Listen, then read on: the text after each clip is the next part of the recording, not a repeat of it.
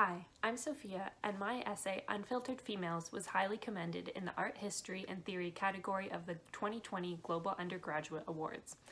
I wrote this paper for a class that I was taking on the history of advertising, so I specifically looked at cigarette advertising in the mid-20th century. But what made my paper a little bit unique is that I examined these advertisements through a feminist lens.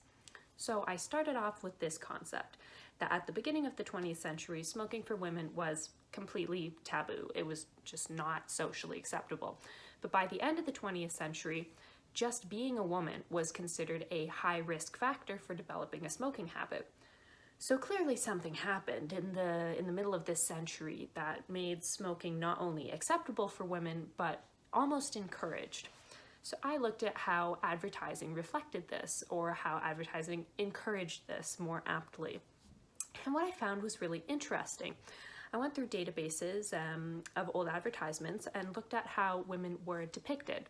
I looked at what they were doing, what they were wearing, who they were with, and whether or not they were smoking or if they were only accessories to other smokers.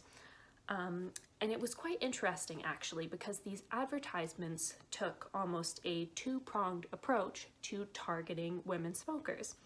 On the one hand, they really reflected the social climate of the time with the transition of first to second wave feminism, and they showed a lot of women as strong, independent smokers, wearing pantsuits, being athletic, so they really capitalized on that aspect of it.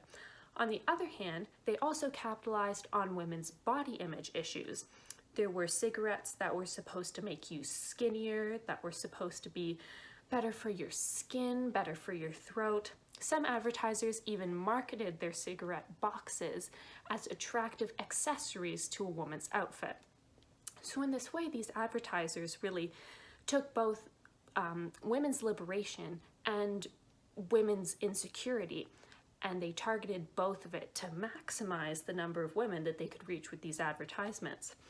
And the reason that they were doing this, essentially, was because the anti-smoking movement was starting to pick up.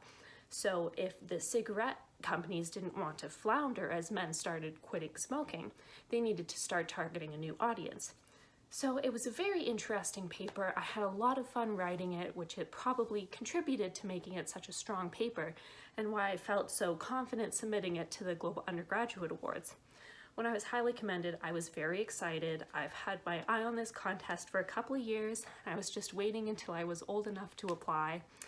I was just ecstatic when my paper was highly commended in the category, especially because I'm not an art history and theory student, I'm a media studies student. So I was just very excited. Thank you for listening. I really encourage you to check out not only my paper, but the papers of all of the other highly commended regional and global winners. It's a really great group doing a lot of really interesting work. Definitely worth checking out. So thank you again.